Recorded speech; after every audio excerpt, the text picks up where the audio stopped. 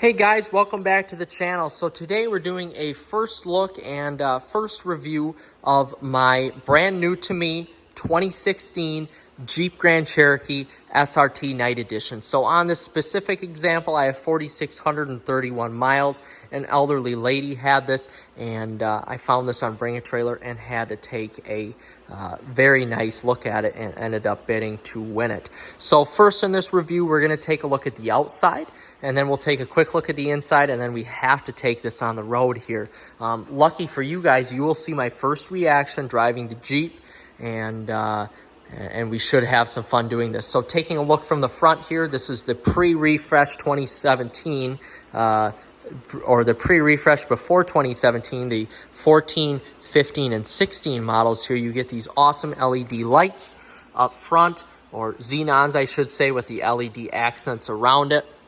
A nice little window washer, or light washer as I like to call it. These awesome daytime running lights here, LEDs, and your LED fogs as well. A nice aggressive 7-slot grill, and also some air vents here for cooling, and that is your adaptive cruise control sensor right there. But just an awesome looking front end here. It's very masculine, very muscular in this brilliant black crystal coat here, pearl coat. So you've got some heat extractors up top that look really, really nice.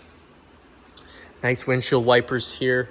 Mirrors that are typical on all Grand Cherokees that are blacked out though. And with this Night Edition package, you get a blacked out roof that is a flat black, different from the brilliant black, and a panoramic moonroof as well. Some roof rails if any of you want to put stuff on top, but I'm doubting that you would do that.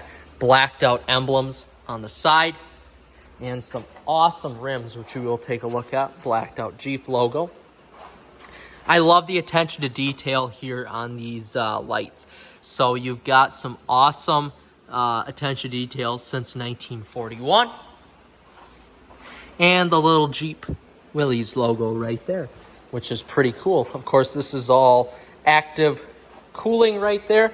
And taking a look at the tires here, you've got original date code Pirelli Scorpion Verde all-season tires, 295/45 ZR20s, and these are the Night Edition rims that came specifically with the Night Edition truck SRT cap. And up front, you've got 15-inch Brembos, and out back, 6-piston up front as well. Out back, you've got 14-inch or 13.8-inch Brembos that are 4-piston calipers. So taking a look at the outside here, everything is just so well thought out on these WK2s, and in my opinion, the WK2 looks way better than the new WL platform, again, in my opinion. So taking a look at the back here, you've got the Jeep logo blacked out. The SRT logo is also blacked out. Taking a look at these massive exhaust tips here. Oh my goodness. A nice toe cover, SRT. And that is all kind of gloss black as well to fit into that Night Edition.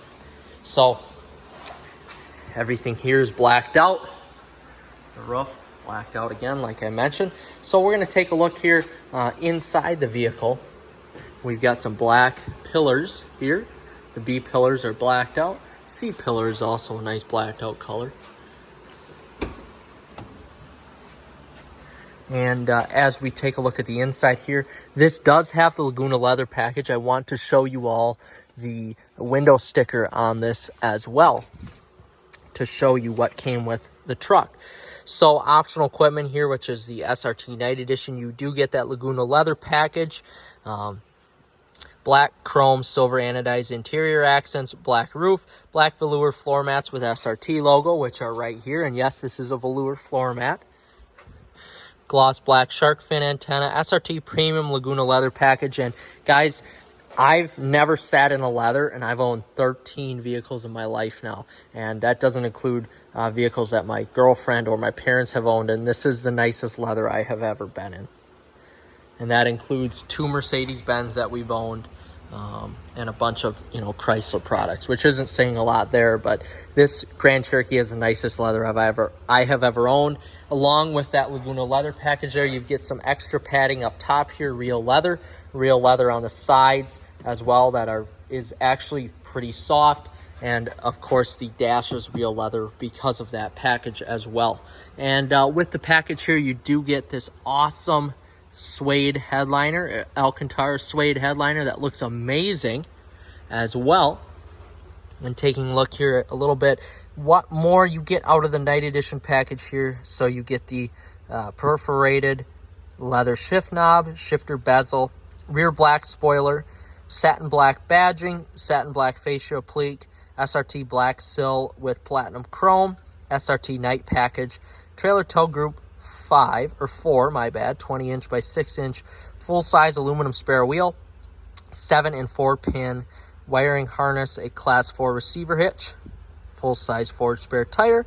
It deletes the rear tow hook, and then with that you get the SRT high performance audio, 19-piece Harman Kardon speakers with subwoofer, 825 watt amplifier, dual pane panoramic sunroof, and a suede-like premium headliner. So again, is the night edition package worth it? It is $5,000 over the normal price. And I would say, well, it's more than that.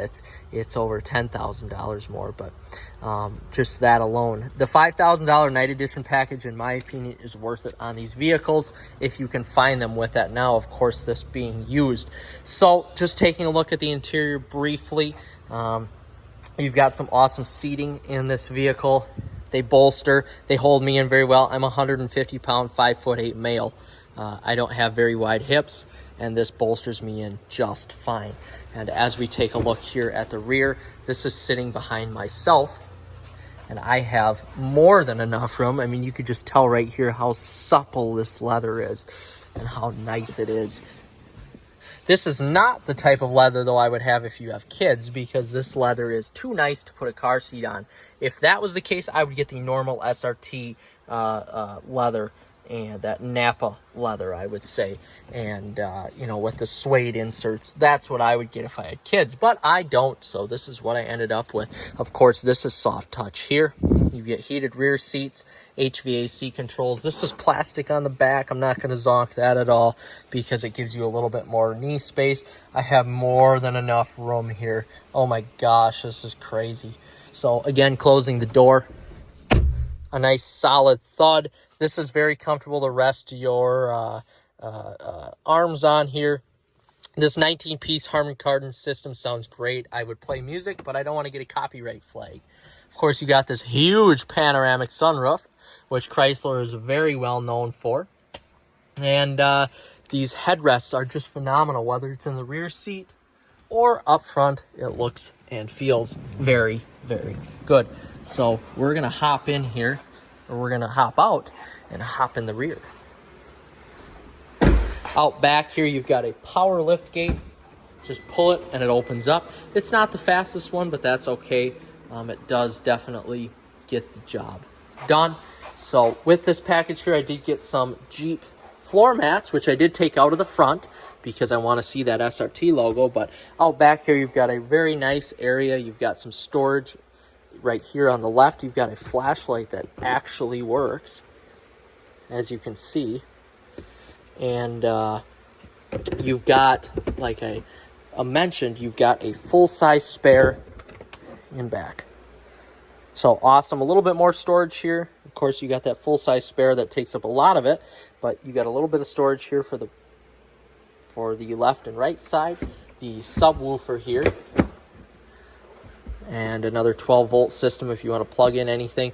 Mine did not come with the cargo cover, but I guess I really don't need that as well. These rear seats do fold down, which is pretty nice. And of course, you've got the power lift gate that will go back down. So with that being said here, we're going to hop in, turn this baby on, and we're going to take it out for my first real legal drive in the Jeep SRT, guys. I am excited. All right, guys, so we're in the first drive of my 392 Jeep, my SRT, one of my big, bad dream cars. So I'm just driving home from work. Every day I do this commute. The roads are awful. Typical northern Wisconsin roads, not great. But I do have to say, we're on these Pirelli Scorpion Verdes, which I've driven on these tires before. They're absolute dog shit. They're very hard, but even with these tires on, the Jeep soaks the roads and the bumps up with ease. I cannot wait to get a different tire on though, because I know what this can be like with different tires, and it is better. But in auto mode with the suspension and street, it is I would say it is quite nice. Yeah, it's a little jarring, a little jiggly, but no more than what my truck is. No more than, you know, what a sports car would be, honestly. So as we take this corner here, I haven't really, you know, let this thing eat yet, but as I take this corner, it's so flat. And even comparing it to the RT Tow and Go Durango that we have, I cannot believe how flat this vehicle is. And that's in automatic mode with the suspension and street. So, and that's one thing that I've seen in other reviews. This vehicle is so flat around corners, and for the size of it, it really makes you feel like you are driving a car that is less than what it is. Honestly, I have to say this is more flat than my Challenger SRT8 that I have, and it's damn near more flat than my 300 SRT8 that I have. I truly can't believe it.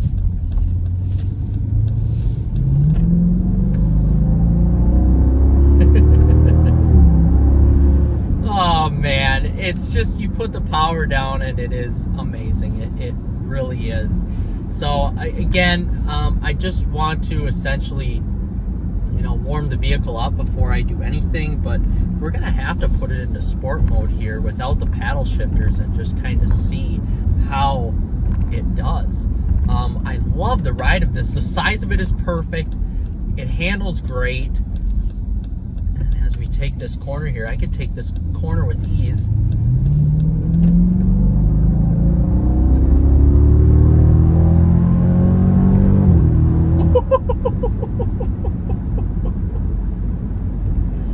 Oh my goodness.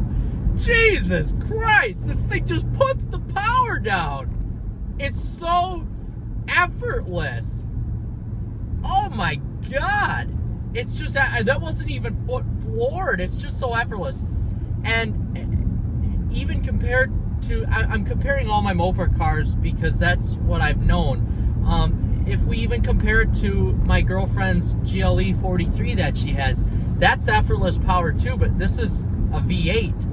I mean, it is truly just effortless power. There's no getting around it. The engine doesn't feel stressed at all, as where that turbo V6 on her GLE can feel stressed at times, because this transmission is so good.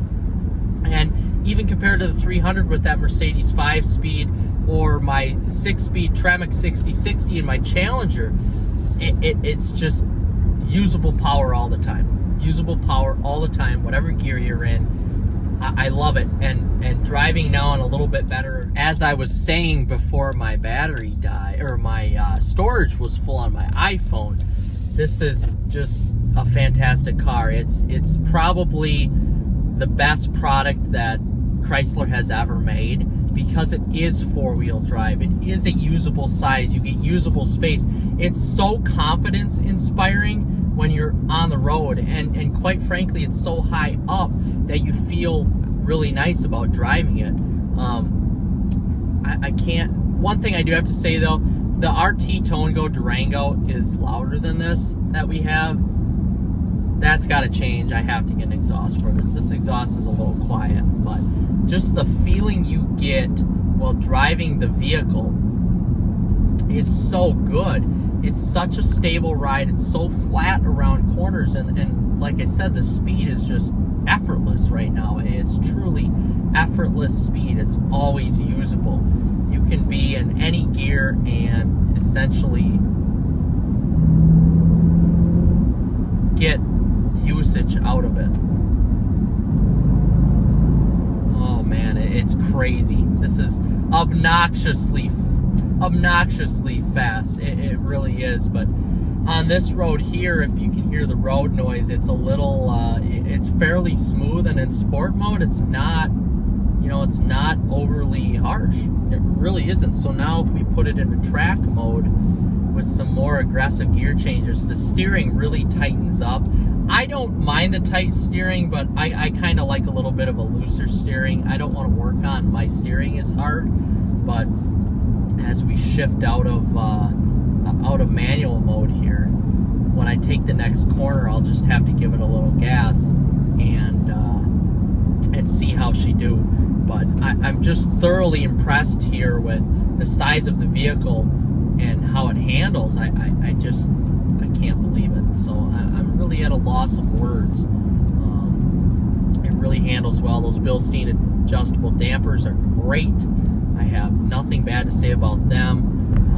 Again, I cannot wait to get some better tires on this to make it a little bit less bumpy, but that's okay. It is what it is. These Pirellis are meh, blah tires anyway as it is. So it is what it is. But one thing I'm not looking forward to with this is getting gas, as right now I'm at 1/8 of a tank and I have 29 miles left, which is crazy. I'm sitting at 4,643 miles total right now.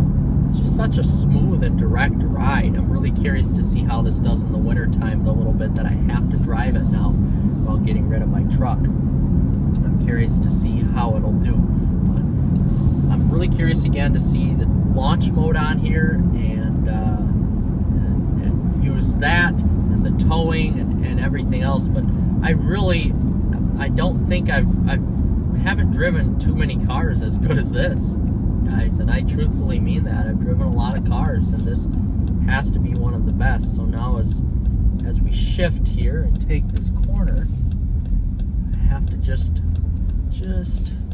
floor it here.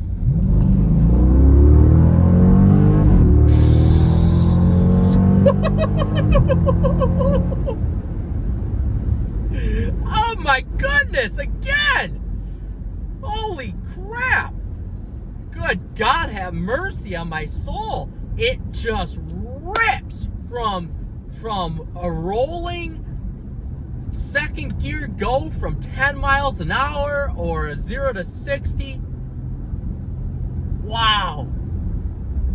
This thing just rips. Oh my gosh. Wow. I'm in manual mode now.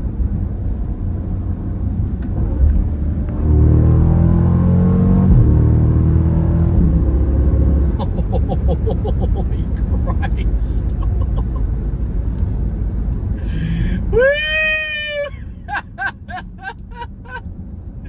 It's not every day one gets to drive around in a 5,300-pound SUV, a race truck, and just rip it. Oh my God, this is amazing. This is so much fun. So much fun. Oh my gosh.